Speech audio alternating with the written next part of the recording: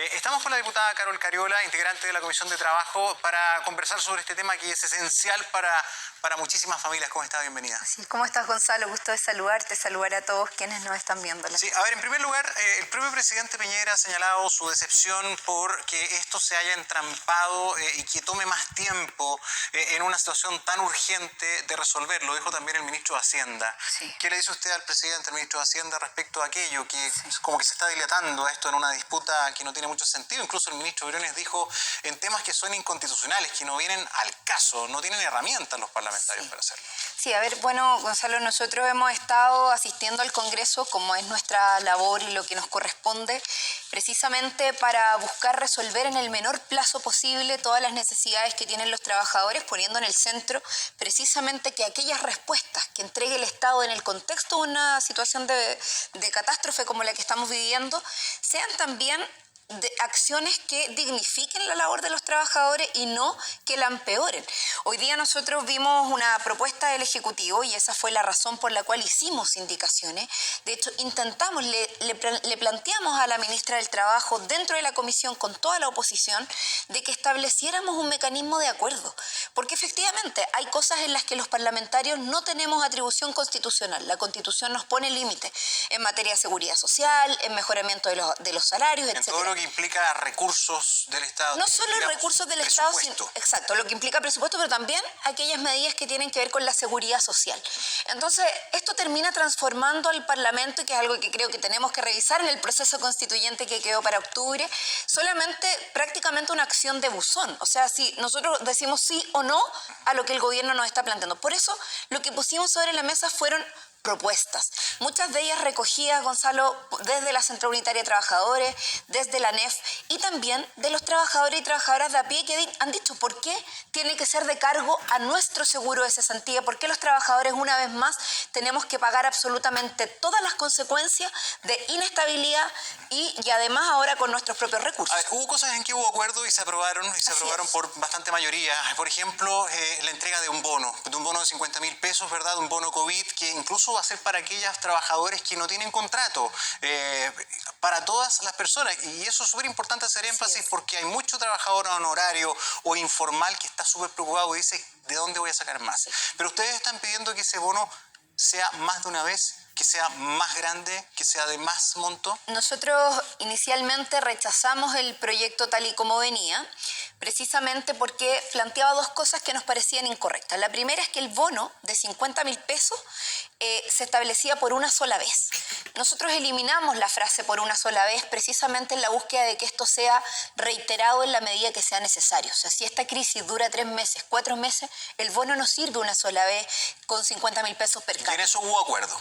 En eso hubo acuerdo, lo logramos mejorar en la comisión mixta gracias a que finalmente hubo un rechazo inicial. Y lo otro era el monto, Gonzalo, porque 50.000 pesos per cápita, todos sabemos que el costo de la vida en nuestro país no es de los más bajos ni de América Latina ni del mundo. Sí. De hecho, se compara con costos de vida de Europa, por ejemplo, que tienen otros ingresos, otros salarios. La inestabilidad en la que están los trabajadores formales e informales, los trabajadores independientes, por ejemplo, que no van a tener respuesta, nosotros creemos que requiere de un mayor esfuerzo del Estado. De la totalidad de los 12.000 millones de dólares que se dispusieron como medidas económicas, solo el 1% va destinado a las familias y a los trabajadores. Y eso nosotros decíamos, bueno, acá tiene que haber un esfuerzo mayor de parte del Estado, de los propios empresarios que han tenido tantas ganancias y utilidades durante tantos años. ¿Por qué no hacer un mayor esfuerzo por las familias y los trabajadores? Ya vamos a ir a eso. A ver, ¿qué le dice usted a los pymes, a los dueños de un local? ¿O qué haría usted si, por ejemplo, fuera dueña de un almacén o de una peluquería o un lugar de servicio? Lo tuvo que cerrar. Estaba encalillado, vivía y no era un gran empresario. Y con el dolor de su alma no puede pagar, no le queda otra. A los trabajadores, no le queda otra. ¿Qué le diría a ellos? Porque en el fondo, a lo mejor para ese pyme o para ese dueño local, esta fórmula va a ser una manera de mantenerse y de poder reabrir y volver a entregar Por pega a esa misma supuesto, persona. son dos proyectos distintos de todas formas. El proyecto del bono COVID-19 ya fue aprobado con esta modificación y además, como lo decía el diputado Monsalve en la nota, se aumentó gracias a la gestión de los parlamentarios en una cobertura mayor del 40% más pobre al 60%. Por eso la clase media también queda incorporada y son 670.000 Es el familias. tema del bono que queda Despejado. claro. Eso va a ser una ayuda, por supuesto. Pero por otro lado está efectivamente el proyecto que hablábamos inicialmente de la protección del empleo, al cual nosotros le hicimos algunas modificaciones para que precisamente ayudar a las pequeñas y medianas empresas. Y de hecho, una de esas modificaciones era que los salarios más bajos sean, hasta $1.000.000 al menos, sean donde se contempla la mayor parte de los ciudadanos y los trabajadores en nuestro país, puedan ser de cargo al fondo solidario y los mayores de eso de cargo a su fondo personal. Al PYME, nosotros aprobamos la recapitalización del Banco Estado para poder contribuir a la ayuda de créditos, a la facilitación de mecanismos y además se eliminaron el impuesto a las estampillas respecto de los impuestos de las pequeñas y medianas empresas. Con eso los pymes, estos jefes van a poder resolver el tema porque, mire, hay un montón de gente que tiene que tomar decisiones ahora. Sí, por supuesto. Ayer se nos va el mes en 2 días más y a lo mejor no saben cómo van a pagar los sueldos o no tienen. No, yo creo que las medidas son insuficientes, Gonzalo. Y en esto el gobierno tiene el sartén por el mango. Y lo digo así de claro porque recién decíamos... El fisco para... porque si no, alguien se tiene que poner. O sea, exacto, que acá tenemos el Tesoro Público, tenemos los fondos de ahorro del Estado donde se puede estar mano al 2%. O sea, los recursos del Estado hoy día... Chile ha sido un país que ha tenido una capacidad de ahorro y todos los ministros de Hacienda lo destacan y se sienten muy orgullosos de eso. Yo creo que estos son los momentos, Gonzalo, en los cuales las familias chilenas esperan precisamente que el Estado se ponga, y no para salvar a las empresas solamente, a las grandes empresas que son las que hoy día dicen, bueno, que se estaticen precisamente para después poder comprarlas a menor valor. Hoy día el principal objetivo, el centro de cómo debe reaccionar el Estado chileno deben ser el bienestar de las familias y los trabajadores. ¿Hay plata para hacerlo? Hay plata para eso. Hay espacio, por ejemplo, para el Estado de Chile, perdón, diputada, para hacer lo que está haciendo el presidente del gobierno español, que de dicho se prohíbe echar a cualquier empleado en este panorama de COVID. Lo pregunto, las realidades económicas son distintas entre países también. Entonces, ¿Chile honestamente tiene espalda para endeudarse, para gastar más a ese nivel? Bueno, hay economistas que han dicho que nuestro país, que tienen una elaboración más técnica, tiene condiciones no solamente por el ahorro que tiene, sino que también por el bajo endeudamiento. Y en ese sentido, endeudarse en esta oportunidad, generar esas condiciones, es parte de cómo enfrentar. Estamos frente a una pandemia, un problema que es mundial y una situación que está empezando a generar ya zonas de cuarentena. Hay regiones completas que están empezando a tener cada vez más consecuencias. De hecho, en la región metropolitana las 7 comunas son el inicio, pero son comunas bastante grandes, la comuna de Santiago, en fin. Por lo tanto, para poder tomar medidas y anteponer la salud de las personas por sobre las razones económicas, es, yo creo, hoy día imperativo que el Estado chileno tome estas acciones y no escatimar en los recursos. Y eso, quiero decir una cosa más, Gonzalo, si me permites, creo que el espíritu del proyecto de ley que discutimos de la protección del empleo es positivo y está bien. Y nosotros estuvimos de acuerdo con que se utilizaran algunos mecanismos, pero lo que no puede ser es que esto siga recayendo en los bolsillos, en la historia, en las consecuencias de los trabajadores y trabajadoras. Imagínate que el proyecto planteaba generar una retribución económica a las administradoras de fondos de cesantía asociadas a las AFP. Sí. O sea, ¿por qué se les sigue entregando ganancias a esas administradoras de fondos de cesantía cuando el año pasado ya tuvieron más de 5.000 millones de utilidades? O sea, no. Diputada, antes que se nos vaya el tiempo, las últimas 2 cosas. Todo esto se gatilló por el dictamen de la Dirección del Trabajo. ¿Ustedes están pidiendo renuncia? ¿Van a insistir en la petición de renuncia de la directora subrogante del Trabajo? ¿Tienen atribuciones para hacerlo? A ver, la Comisión de Trabajo de la Cámara, y así lo solicitamos en la última sesión que tuvimos, donde estábamos tratando precisamente este proyecto, a partir de la Dirección del Trabajo, planteamos la necesidad de que la directora subrogante diera un paso al costado o que se removiera de su cargo. Ella no solamente incumplió gravemente el rol que debe tener la Dirección del Trabajo en relación a la protección de los trabajadores y trabajadoras, sino que además hizo interpretaciones de la ley completamente antojadizas de cosas que no están explícitas y que de hecho precisamente estábamos legislando de forma paralela. Este proyecto que estábamos hablando recién estaba en el Senado. Entonces, ¿por qué de forma paralela sale este dictamen? ¿Cuál es la intención que hay detrás de eso? Que le entrega la crítica carta política blanca. y la crítica social también, pero ¿hay Exacto. atribuciones para pedir una renuncia? Sí, por supuesto. Nosotros hicimos, de hecho, una reclamación formal a través de un oficio desde la Comisión de Trabajo para pedirle a la directora del Trabajo que cumpla con su atribución. Ella se sobrepasó sus atribuciones y además poniendo en una situación completamente de inseguridad a los trabajadores. O sea, frente a la incertidumbre, frente a la falta de seguridad que sienten hoy día muchos trabajadores de qué es lo que va a pasar, donde hay condiciones distintas en la frontera de una comuna con otra. O sea, los trabajadores están preocupados, tienen temor de perder sus trabajos, tienen temor de perder sus empleos, tienen temor de no poder alimentarse mañana, Gonzalo. Y eso es una situación gravísima. La directora del Trabajo fue tremendamente irresponsable al no considerar el contexto en el que estamos.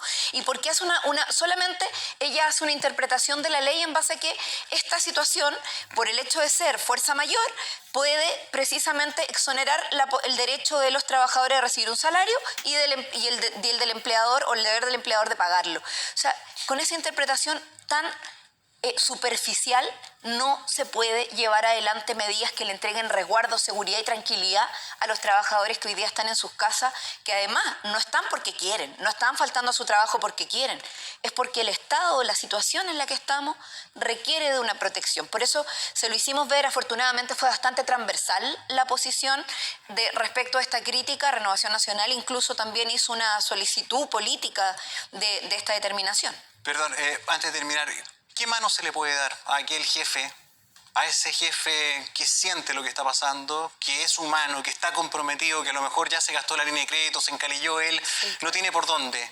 ¿Qué se le puede decir? ¿Qué mano se le puede dar rápido para que enfrente de aquí al fin de mes una solución? Sí.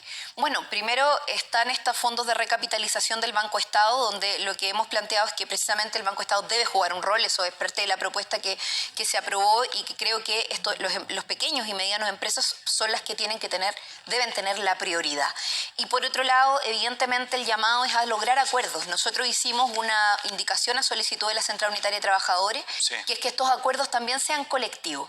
Entre los todo eso a empleadores y posteriori, los trabajadores. ¿Y qué explicación se le va a dar al trabajador? El lunes, el martes, cuando se le diga, no tengo.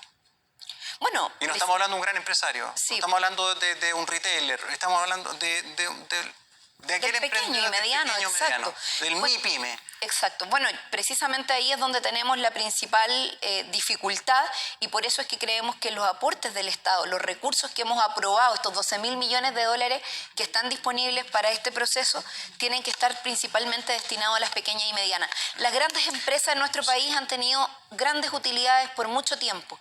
Nosotros también le hacemos un llamado a Pero esas acá tenemos grandes un empresas 20%, no estoy defendiendo a nadie, pero tenemos resguardar. un 20% que está en las grandes empresas y ok, atiendo el punto. Pero el tenemos 50% de los trabajadores. Es verdad. Ahora. Entonces, por eso ahora, digo que ahí también, ¿cómo con el hacemos para- 50% de los trabajadores Sí. formales que están en las grandes empresas, también el llamado es a que todos nos pongamos en esto. Por O sea, supuesto el que sí. Estado se está poniendo, tenemos que hacer mayores esfuerzos, pero también Por las supuesto grandes que sí, tienen que pero jugar perdón, un rol. yendo Para a la focalizar los práctica, esfuerzos en yendo a las la pymes. práctica, ¿qué pasa? Si esto no se soluciona brevemente, esta normativa que se está modificando, y resulta que a fin de mes va a haber abogados que van a comenzar a establecer esto en tribunales y van a empezar a aplicar la fuerza mayor. Mira, o herramientas que son súper drásticas que no tienen ni un tipo de indemnización. O sea, es Claro. el peor de los escenarios. Peor de los Y ojo, si va a tribunal, porque finalmente todo esto, y ese es el espíritu de la ley, lo zanja el Tribunal del Trabajo. No. La ley, no, el dictamen sí. El dictamen claro, sí, el dictamen que sí, estamos claro. hablando un poco del dictamen. Por Claro. eso el tribunal manda al final. Sí, ¿te das claro. cuenta? Y resulta que los juicios son eternos. Entonces, Claro. estoy yendo a una cuestión súper práctica, pero ojo, si esto se va a tribunal, los tribunales no están trabajando normalmente. Por eso es nefasto el dictamen, Gonzalo, puede porque no estar entrega ninguna puede seguridad. estar un trabajador peleando en tribunales tal vez hasta este otro año. Sí, por supuesto. Sin ni uno. Por eso es que nosotros decimos el dictamen no es acorde a la coyuntura. La ley establece mecanismos para poder resguardar a los trabajadores a partir de procesos de mutuo acuerdo con los sindicatos, que fue lo que propusimos, o con la mayoría de los trabajadores, porque también recordemos que la condición de relación individual entre el empleador y el trabajador no es la mejor condición, es asimétrica. Y lo que nosotros estamos haciendo, Gonzalo, y esperamos que así sea, que el día lunes la comisión mixta termina de legislar y a más tardar el día martes debiese estar esta ley definida y operando. Por eso también es a no tomar, sí, con las modificaciones que sean necesarias. Nosotros de hecho votamos a favor en general. En la comisión nos abstuvimos, pero como le hicimos modificaciones a favor de los trabajadores, votamos a favor en la sala. A nosotros nos interesa, Gonzalo, contribuir. A diferencia de lo que nos han dicho, obstruccionistas, no ese es el espíritu. Podría ser lo que queremos es resguardar las destrabar esto que se va a dirimir el martes. A ver, lo que a muchos trabajadores les preocupa es, ok, me van a hacer usar mi fondo de cesantía, pero ese fondo de cesantía es parte de mis ahorros. Exacto. ¿Verdad? ¿Podría ser la solución que se dé vuelta? ¿Que no se use el ahorro personal, Exacto. primero el solidario? Esa es la propuesta que nosotros hicimos. Una de las indicaciones que presentamos es que partamos utilizando el fondo solidario y que después, si es que fuese necesario, llegar al uso de los fondos individuales.